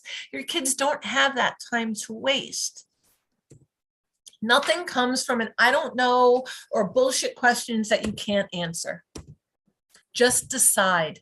Decide you're not ready and won't do the work, or decide that you're nervous, but you're willing to do it. Your kids are nervous too. This is scary. All the things that you're expecting your child to do differently is scary for them, but we're expecting them to do it. So if this might be scary for you, but just think about the scary things you're asking your child to do. We're going to help you get your child to those things. And we're not that scary. We're really very helpful, if I do say so myself. Give yourself the gift of the decision. Honor yourself and your child right now, whether you work with me or not, get with the gift of a decision. If this is dominating your day and night, then join us. If there's something in you that identifies with what we've taught you today and it makes sense, take that leap of faith and join us. Saying yes will have you and your baby moving forward starting today. So, for today only, don't forget those bonuses go away after Saturday night. So join now, click the link in the chat box to enroll. So let's see about how some other people have felt about clicking that box and taking that leap of faith. So I guess I wanted to start asking you, what were your biggest struggles prior to joining the program? You know, I was going around and looking for organizations. I was looking for help. So I started looking up online and I'm like, I really need somebody who's been through. There's no access to any kind of services over here in Ireland. Googling stuff and trying to find something. I joined because I have a 3-year-old autistic son, so I knew I had to do something, but I didn't know what to do. Everything seemed to be waitlisted or just not available. To break it down to him, I had to have somebody break it down to me. And that really got me worried. You got my husband worried and thinking, okay, we need to speak their PD. I think my biggest struggle was understanding their potential. I actually didn't know, like I was kind of relying on just the speech therapist. I came in just feeling very helpless, very confused. What can I do now that I haven't already done? You know, what would be the harm? What can I lose? Before participating, we weren't making as much progress. It was slow progress. I believe that I found you on Instagram. She is very turned off by a lot of doctors and therapists and things. I went back and forth and I'm like, okay, she's going to start ABA therapy on this day, and I told them that was my #1 goal. As everyone would be, I was a little skeptical because of how many times I have tried with Alexander. On one end, I'm hearing, okay, she's, artistic and, you qualify for a lot of services. And when I go and try to inquire about, we can't service her. All right, so now, I guess, where are you now? You and your child, now that you've joined the program. They're doing really, really well. Doing really, really well. I think their ABA program here is wonderful. We got very lucky with that. One word here or there, what it was that he wanted, but not necessarily saying I want it would be apple or this or that. And that has totally blossomed. And now following like what the BCBA said, we're just starting really small. Okay, so where I am now is where I kind of know that I'm in charge. The changes in him in less than 2 months, I think I've been like 6 weeks, are miraculous. The behaviors are decreased. The stimming has decreased. The listening to directions has increased. The language has increased. I just, set those goals for myself and cross them off and once I did that for me, turn my focus 100% and then I was able to get the work done. You helped me formulate the confidence in myself to realize Henrik was ready to really go for it. I would not have gotten through it. It went so much better than I ever could have imagined. I started listening to tips from Michelle. He's doing so much better. More eye contact for sure. We're working on talking, on saying some words. Yeah, it went really well. Again, the tips you guys gave me. It doesn't seem like this big impossible thing. I just been given something so precious. He's more verbal, right direction, and I'm so happy to be part of this group. We never in a million years thought that it would happen this early. He's making a lot more sounds. He's now at that point where he's no longer frustrated since you and all of the teachers have given me all of the ideas and the strategies. We all want our children to succeed, and it's just been wonderful. Would you recommend our program to any moms or dads that are going through this right now? Absolutely. Absolutely. So yeah, I would definitely refer anyone to this. Yes, definitely. You guys need to do this program. It'll change you guys and your child's life tremendously. 100%.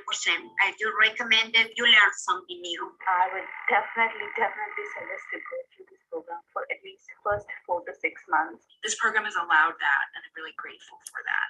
Take this course, you know, do the one-on-ones, listen and absorb everything that this team has to offer. You guys have a gift, and you're sharing it, and that's amazing. So I will recommend you to anybody, whoever is out there. It's been really great. It's been really great. And This is going to help you. You can learn through other parents' experiences. Just do it. Don't hold back. Just go all in with your daughter or your son, and I promise you will definitely see results.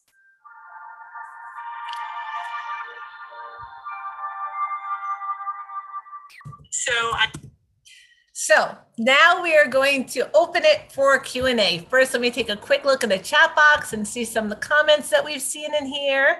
A lot of people are thanking and saying that they're enjoying it. Our chat links are here. Let's see, everyone. We started to work on our son's behavior, his tantrums. He started to pull his pants down, scratch his thighs excessively. He has eczema but he does not scratch as much when he's happy. Only once in a while we see him scratching, crying when he does it too much. Do we ignore this when he comes to us with pants to put back on? Do we not do it if he's still crying? Okay, so this is a little bit more complicated because there's also a medical component involved. So the first thing we want to do is coordinate with the medical professional about the eczema, make sure that he's got the right eczema medicine and that we're using it reliably and proactively. From that point on, we also have to teach him how to deal. If this is a lifetime thing, we have to teach him to deal with the fact that, yeah, there might be times that you're itchy, and this is what you have to do when that happens. You have to ask for cream. You have to put your cream on. I would also recommend giving him something to do with his hands. Sometimes you can put like gloves on to keep him from actually scratching and actually making the scratches on his legs worse. But you can reinforce the absence of scratching. So give him something different to do with his hands and then reinforce him for that. As far as do you put his pants back on, if he's crying or not, I would put his pants on no matter what, because that prevents the behavior from happening. Maybe even get a belt so it's harder for him to pull his pants down so he doesn't have as much access to scratching his legs. So that's part of that proactive stuff that we were talking about earlier in the presentation, right? Changing the environment, changing the behavior. That's the equivalent of like picking up all the blocks so he can't throw them out the window. Thank you so much. Thank you. This is helpful. I'm very glad. Just checking the Q&A box right away. What are your recommendations for hitting? It happens to be often related to losing a tangible, especially in electronic. You never, ever, ever get that tangible back from hitting. So when you are about to take that item or activity away, you can offer an alternative in its place. So I need the iPad and you can have this or this in the meantime, whether it's a fidget toy or something, a book or something else that you can offer in its place. But no matter what, hitting does not get the iPad back. You can also have a plan in place where once the iPad is taken away, no matter what, it's gone. Okay, so it's going to be gone for the next hour. So set a timer for an hour. If he hits, you're going to add time. So for every hit, we're going to add 1 minute. For every hit, we're going to add 5 minutes. Again, depending on how frequently he hits. If he hits a lot, you don't want to add 5 minutes because then you might have to keep it away for hours. You might only add 1 minute. But it has to be meaningful for the child. But again, determining their age and how long you want to do things for. So you can add time. So this is going to be removed for this amount of time. Engaging in the hitting is going to extend it, not decrease it. Now, you also want to teach appropriate asking. So whether it's pointing, whether it's using PECs, whether it's using an augmentative device or using his words, how does he get it appropriately, right? And sometimes giving it up without hitting, you get it immediately back because he may not also understand that when it's taken away, I don't know when I'm getting it back. So hitting and trying to gain access to it might just be like his desperation. But if you set a timer and you're like, this is how much time is going to pass, and then you get it back, or if you give it up without a problem, sometimes you get it right back, which is what he actually wants. He'll start to learn that giving it up isn't the worst thing in the world. Nonverbal 6-year-old, sensory needs, especially related to the mouth. Does not discriminate, does not imitate, can't find strong rewards. What type of communication do you advise us to implement? So the first thing I would want to do, and again, I'm so sorry that you were anonymous with this post. I would recommend definitely signing up for this course, because this is going to be an ongoing process. The first thing we need to do is analyze your daughter's sensory needs. Is she hypo or hypersensitive? And which senses is she hyposensitive and which senses is she hypersensitive? Hypo is undersensitive, so I need more stimulation in order to feel it. And hyper is I feel too much, so a little tap feels like a big hit. And on which senses? Sight, smell, taste, touch, movement, body orientation in space, smell, taste. And we can utilize that information to come up with some ideas for reinforcers that might be more appropriate for her. So this is definitely not a quick, like 30-second answer. I want to give it more respect than that. We definitely would need to talk more, and I would need more details. Trying to stop my child from biting and scratching herself when she is told no or put in timeout. Again, same thing as I was just saying. If the biting or the scratching herself gets her out of timeout, it will never stop. If you bite or scratch, I'm going to actually add 10 seconds or 30 seconds or whatever it is to timeout. That's going to make more of a difference. So that the aggressive behavior can never, ever, ever get out of timeout. Okay, I want to open it to the live questions because I want to have time for everybody, for as many people as possible to ask live questions, and then we are going to do our raffle right at the end. So I am now looking at participants, and I would like you to please raise your hand if you have a question that you would like me to answer live. Please just raise your hand, and we will be able to have you unmute your mic, and then I will be able to answer your questions. So please, oh, I don't know why that popped up. I don't know why I'm not seeing hands right now. I'm seeing participants. I'm seeing all the, okay, if anybody does have a question that they would like me to answer, please just raise your hand so that I can, aha, I see somebody has a hand raised. Anna Stewart, please unmute your mic and I would be more than happy to answer your question. Anna. Hello, Anna, just unmute your mic and I will be able to hear you. Hi, how are you? Hi there, I got a question. Oh, please. My son is nonverbal. He is 17, and the only way he has an BM is by being standing. Okay. Had you ever helped somebody like that? Yes, I have, as a matter of fact. And I have worked with much older children as well with toileting issues and have been able to come up with plans in order to help this. But since this is a behavior that has been working for him for such a long period of time, it is going to take a little bit of time to shape it into something different that we want to see. So the first step is to get a reinforcer that is only for using the toilet for BMs, okay? Will he sit on the toilet at all? Like even when he doesn't have to have a number BM? one, he can pee in the toilet perfectly with no accidents. While he's sitting? Yes. Okay, so the first thing I would do is so if he's sitting to urinate, and then if he has to have a BM, he stands? Yes. Okay, so I would get a reinforcer that's specific only to the bathroom, that he doesn't get at any other time. So like a special snack or treat or something that you can make sure he never, ever, ever gets except for this bathroom program. Then what you're going to do is reinforce him for sitting on the toilet while he's urinating. You're going to reinforce him for sitting, and you're going to tell him good sitting on the toilet, and giving him that reinforcer. If you see that he goes to stand up, we're going to try to prompt not sitting all the way down, but going from standing like at 100% straight to maybe squatting like a tiny, tiny bit with his behind just a little tiny bit closer. So from standing straight to just bent a little tiny bit, and he gets the reinforcer for that.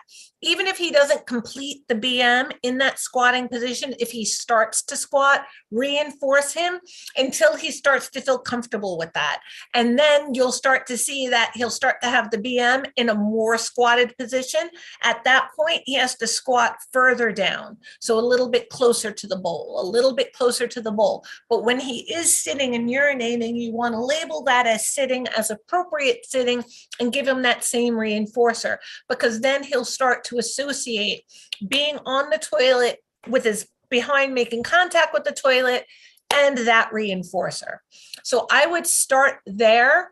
But like I said, it's going to be a process. And as he comes up with resistance to it, we can give you ways around that. And we can give you other suggestions to combat it as he starts to give any resistance. So I would definitely recommend going to the chat box, definitely book a call so that this is something that we can work on an ongoing basis. And if you're able to sign up before Saturday and you sign on for the 5 months, guaranteed you will see a lot of progress over that time, because we'll be able to help you as you try something and you're like, well, this piece of it worked, this piece of it didn't.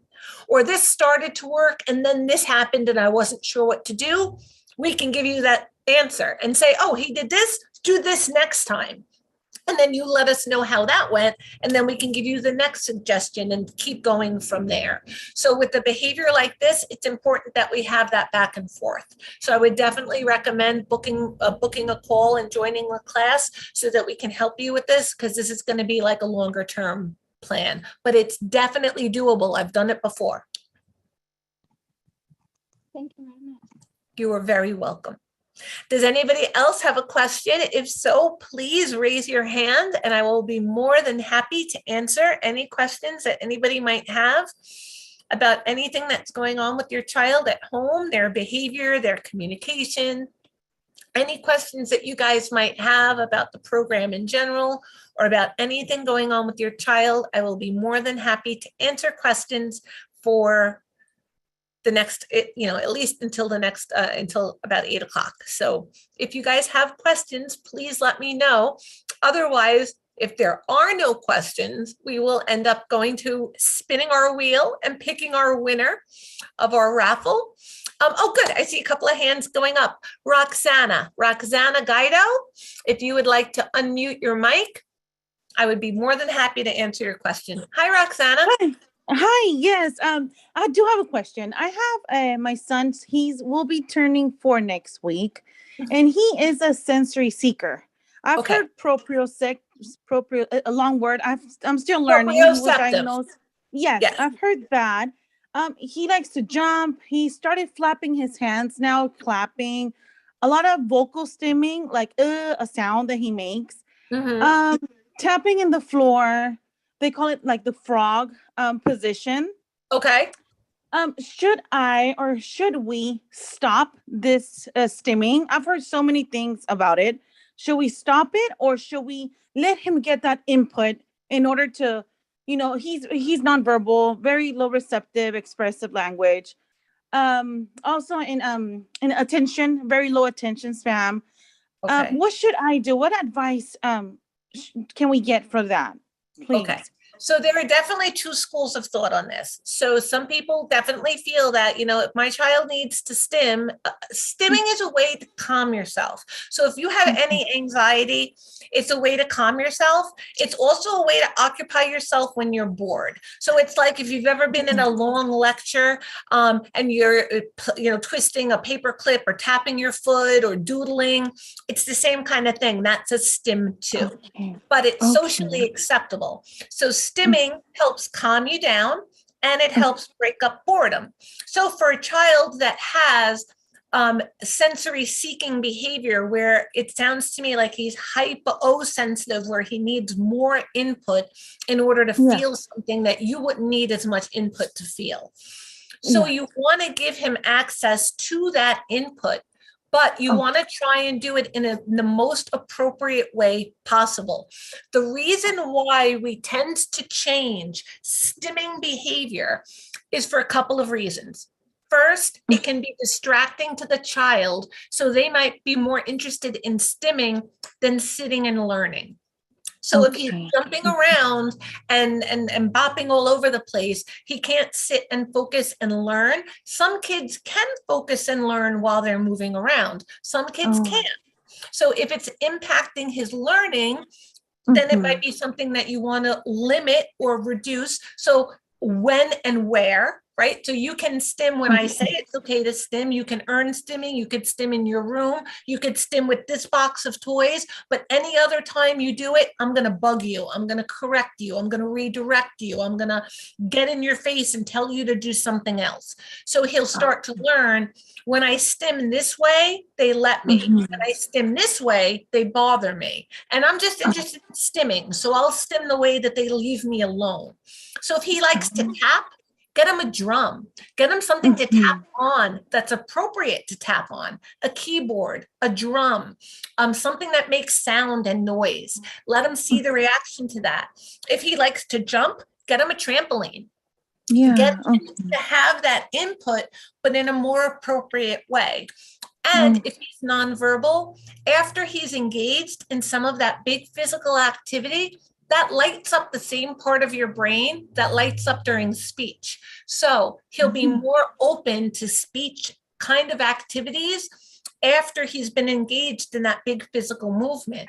So I would say after he's been engaged in that movement, try to play with him, try and model some play with toys, try and do some things that he likes. If he likes to bang things together, pick up some blocks and bang them together and see if he'll imitate that. See if you can use his stims as a way to get him to imitate you. And then we can build on that to teach him to imitate more appropriate things. So if he has to stim, let him stim. But like I said, try and make it as appropriate as possible, because the other reason why we tend to discourage stimming is because it can make a child stand out. So if he was in a playground and he was stimming, would it turn other kids off from maybe coming up to and initiating play with him? Yes, so we wouldn't want that to happen either. So if you could try to redirect it to more appropriate stimming stuff, which we can help you with. So I would definitely recommend try and sign up for the class, book a call, and that way we can help you with this as a process, because these sensory seeking behaviors are very, very reinforcing, and it can be challenging to change them on your own. But we can definitely give you those suggestions ongoing in order to help shape those stims into more appropriate behavior and help him develop more language. Oh, okay, perfect. Thank you so much. It's been so confusing. My pleasure. And happy birthday to him next week. Yes, thank you so much again. Happy holidays too. Thank you. Thank you. You as well. Happy New Year. Jasmine Penna, your hand is also raised. If you would like to unmute your mic, I would be more than happy to answer any questions you might have. Hi, Jasmine. Just unmute your mic and I will be able to hear you. Hi. Hi. So I have a question about my 5-year-old daughter. So I whenever like I take her to the bathroom to like change her pull-up. Mhm. She's been having this like sensory issue where doesn't let me where she doesn't like to be clean from the front.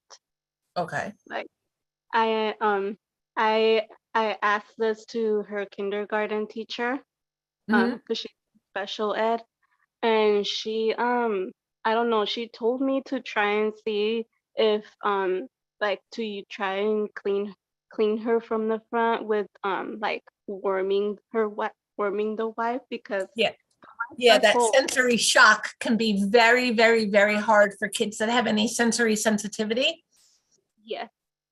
Yes, I would definitely agree with that.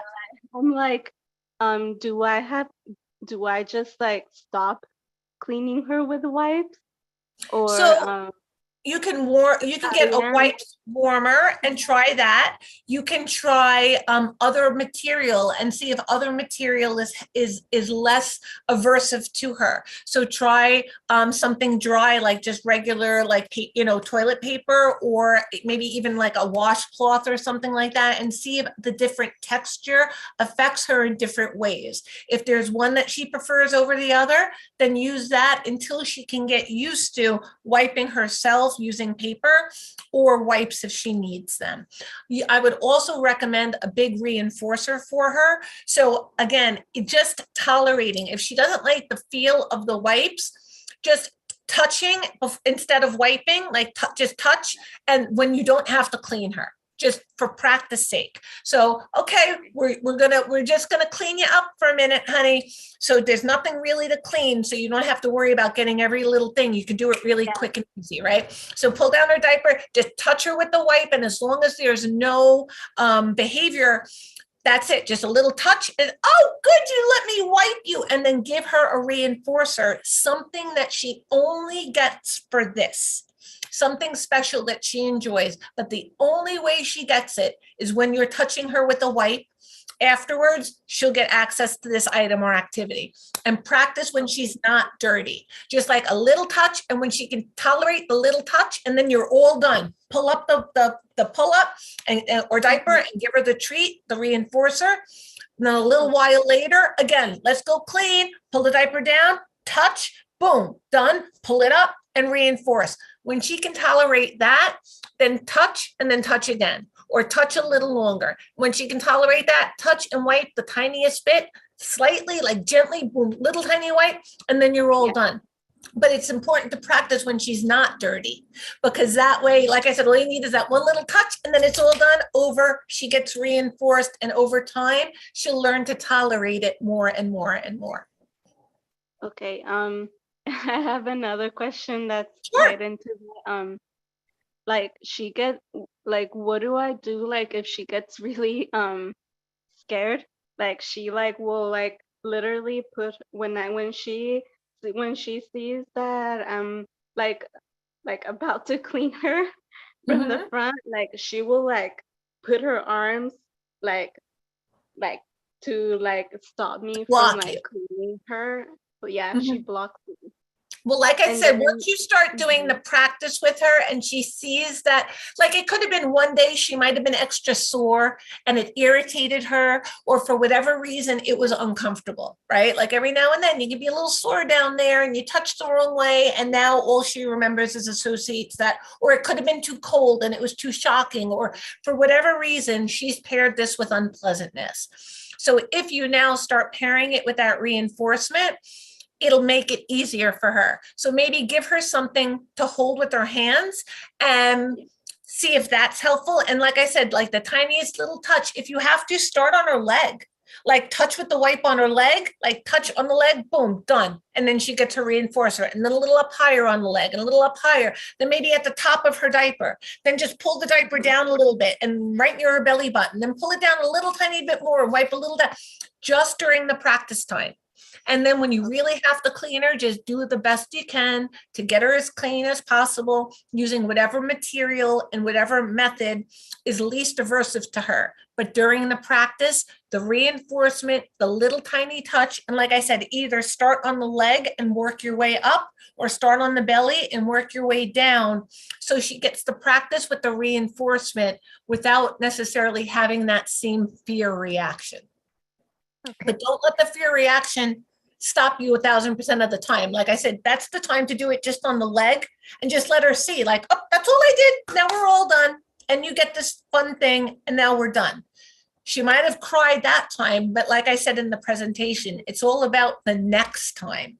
Is it going to be more or less likely that she'll let me do it the next time I need to do it? Okay. Thank you. And definitely keep coming back, book a call, because this is something that can definitely require some back and forth. And if you're part of the class, we can do that back and forth, both through the Facebook group and through the weekly coaching calls. So as you start to hit a wall or any problems that come up, we can definitely give you a solution. So you don't have to wait until like the next workshop or the next presentation or whatever to get an answer to something. And then all of this time, she's still afraid. Yeah, and I really need to sign up because I've been struggling with potty training her also. Oh, yes, you're in the same boat as a lot of our families. Potty training has brought a lot of families to our program, and we will help you.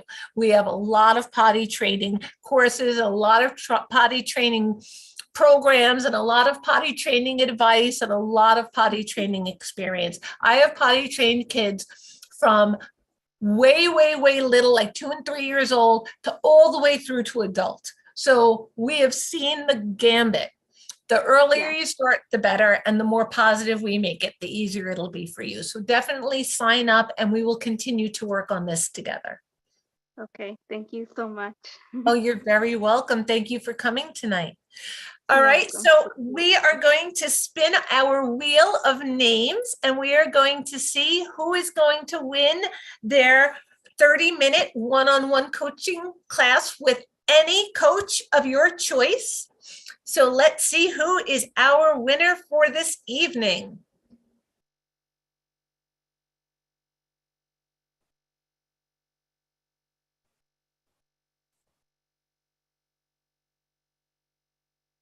And the winner is Anna Stewart. You are the winner for tonight. That is, congratulations.